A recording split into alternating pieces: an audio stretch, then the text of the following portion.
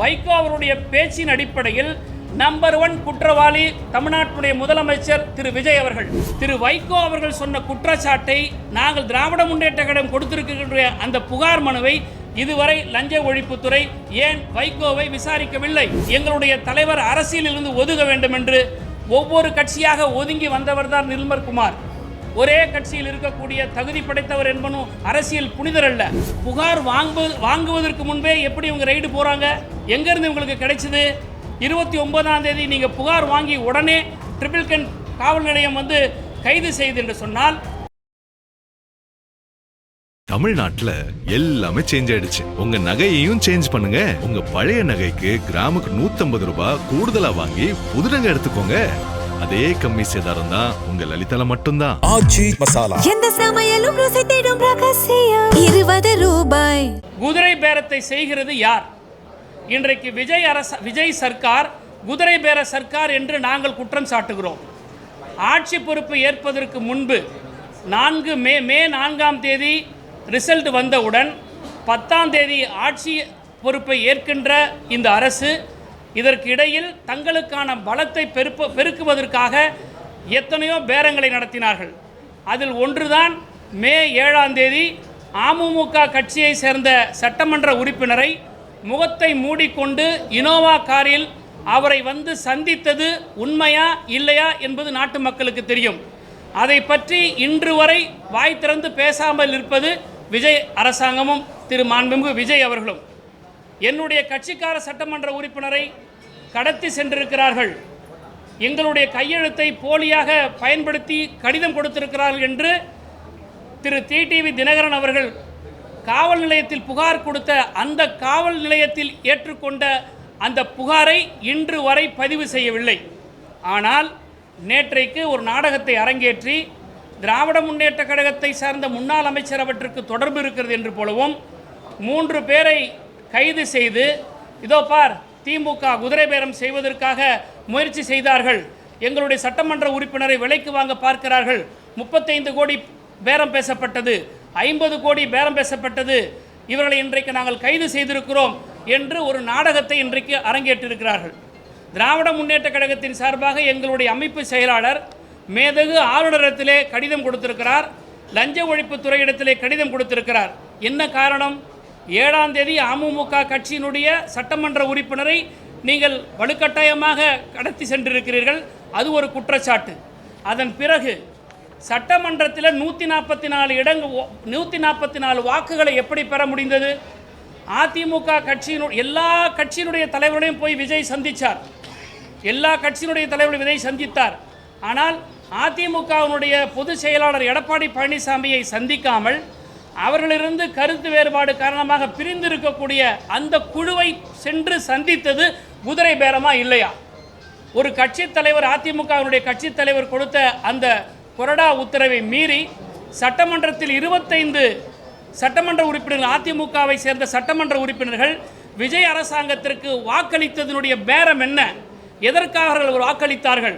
அவருடைய கட்சித் தலைவர் இந்த தீர்மானத்துக்கு எதிராக வாக்களிக்க வேண்டும் என்று உத்தரவு பிறப்பித்த பிறகும் கூட அவையில் 25 பேர் வாக்களித்ததற்கு கைமாறியது என்ன என்பதை விஜய் விளக்க வேண்டும்.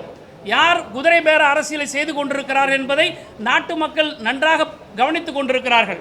10 அமைச்சர்களை நான் தருகிறேன், 20 பேருக்கு வாரியங்களை தருகிறேன் என்று பொய் வாக்குறுதியை கொடுத்து திரு விஜய் அவர்கள் அதிமுகவிலிருந்து ஒதுங்கி நின்ற அந்த குழுவிடம் பேசி பிறகு சட்ட சிக்கல் ஏற்பட்டுவிடும் என்ற ஒரே காரணத்திற்காக பின்னங்கால் பிடர அவர்கள் தங்களுடைய அரசியல் நகர்வுகளை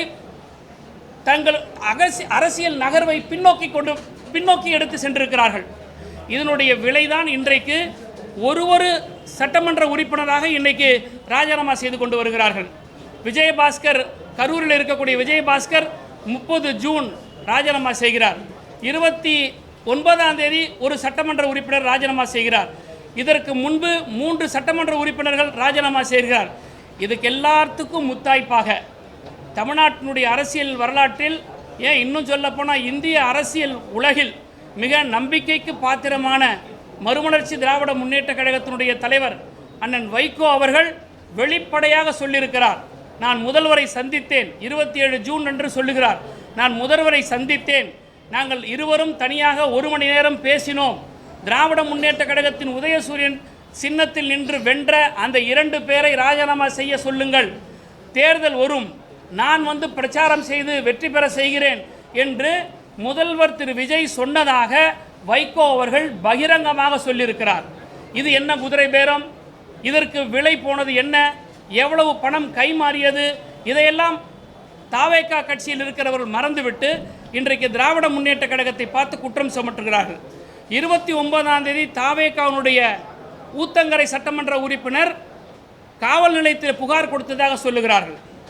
காவல்துறையினுடைய செய்தி குறிப்பில் இந்த தொலைபேசி தொடர்புகள் எந்த தேதியில் ஏற்பட்டது என்பதை இதுநாள் வரை சொல்லவில்லை. ஆனால் 29ஆம் தேதி புகார் கொடுத்ததாக சொல்லப்படுகிறது. இந்த புகார் பெறுவதற்கு முன்பே திராவிட முன்னேற்ற கழகத்தை சேர்ந்த என்று சொல்லப்படுகிற அவருடைய நபர்களுடைய வீட்டுகளுக்கு சென்று ரைடு செய்ததாக சொல்லுகிறார்கள். புகார் வாங்குவதற்கு முன்பே எப்படி இவங்க ரைடு போகிறாங்க? எங்கேருந்து இவங்களுக்கு கிடைச்சது? 29ஆம் தேதி நீங்கள் புகார் வாங்கி உடனே ட்ரிபிள்கன் காவல் நிலையம் வந்து கைது செய்து என்று சொன்னால், திரு வைகோ அவர்கள் சொன்ன குற்றச்சாட்டை நாங்கள் திராவிட முன்னேற்ற கழகம் கொடுத்திருக்கின்ற அந்த புகார் மனுவை இதுவரை லஞ்ச ஒழிப்புத்துறை ஏன் வைகோவை விசாரிக்கவில்லை? இப்போ திராவிட முன்னேற்ற கழகம் சொல்லியிருக்கக்கூடிய இந்த புகாரின் அடிப்படையில், வைகோ அவருடைய பேச்சின் அடிப்படையில் நம்பர் 1 குற்றவாளி தமிழ்நாட்டுடைய முதலமைச்சர் திரு விஜய் அவர்கள். ஏன் இதை இன்னும் அவர்கள் மௌனமாக இருக்கிறார்கள்?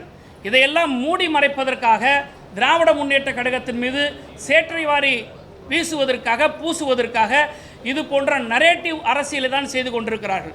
தாவேகா ஆட்சிக்கு வந்தது பொன்னான 50 நாட்கள். இன்றைக்கு கூட திரு செங்கோட்டையன் அவர்கள் விஜயபாஸ்கர் இணைப்பு விழாவில் பேசியிருக்கிறார்.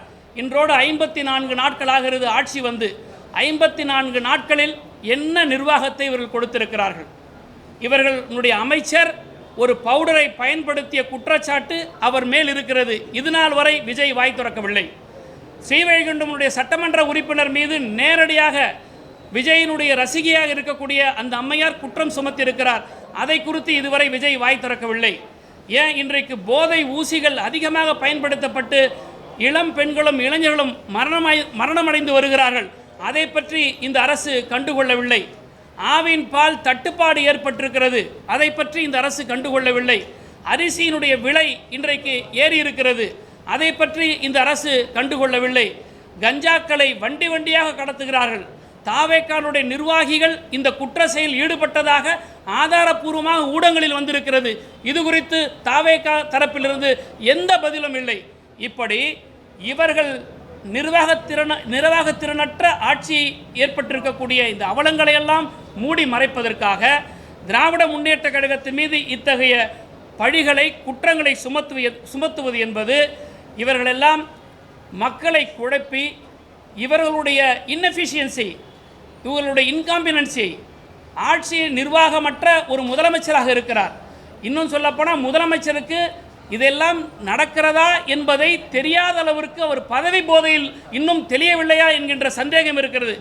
இப்படிப்பட்ட சூழலில் தான் நாகரிக அரசியலை கடைபிடிக்கிற காரணத்தினால்தான் நாங்கள் எல்லாவற்றையும் பொறுமையாக அமைதியாக இருந்து பார்த்து வருகிறோம். ஆனால் கண்டென்ட்டுக்காகவும் ரீல்ஸுக்காகவும் சோஷியல் மீடியாவில் தினமும் இவர்கள் வைரலாக வேண்டும் என்பதற்காக வாய்க்கு வந்தவரை மாண்புமிகு அமைச்சர்கள் எல்லாம் பேசிக் கொண்டிருக்கிறார்கள். இவ்வளவு நாள் இவர்கள் சினிமா தியேட்டரில் பிளாக் டிக்கெட் வித்திருக்கலாம். சினிமா தியேட்டரில் பிளாக் டிக்கெட் விற்றவங்க இவங்க இருந்திருக்கலாம். இன்றைக்கு மாண்புமிகு அமைச்சர்களாக வந்திருக்கிறார்கள். அதே பிளாக் டிக்கெட்டில் விற்றபோது என்ன நடவடிக்கை மேற்கொண்டார்களோ அதே போன்று மாண்புமிகு அமைச்சர்களாக இருக்கும்போது அவற்றை மேற்கொள்ளக்கூடாது. ஒரு அமைச்சர் பொறுப்பு என்பது ஆதாரத்தோடு பேச வேண்டும்.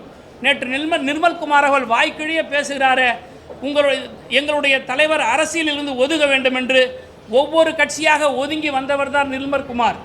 ஒரே கட்சியில் இருக்கக்கூடிய தகுதி படைத்தவர் என்பனும் அரசியல் புனிதர் அல்ல. பாஜகவிலிருந்து, அதிமுகவிலிருந்து, அமமுகவிலிருந்து கடைசியாக இன்றைக்கு தஞ்சம் புகுந்து தாவேகாவில் வந்திருக்கிற திரு நிர்மல்குமார் அவர்களெல்லாம் எங்களுடைய தலைவரை பார்த்து ஒதுங்குங்கள் என்று சொல்வதற்கு துளியும் அருகதை இல்லை, தகுதியும் இல்லை. தமிழ்நாட்டுல எல்லாமே சேஞ்ச் ஆயிடுச்சு. உங்க நகையையும் சேஞ்ச் பண்ணுங்க. உங்க பழைய நகைக்கு கிராமுக்கு 150 ரூபாய் கூடுதலா வாங்கி புது நகை எடுத்துக்கோங்க. அதே கம்மி சேதாரம் தான் உங்க லலிதால மட்டும்தான். எந்த சமையலும் ருசி தேடும் தேடும் ரகசியம்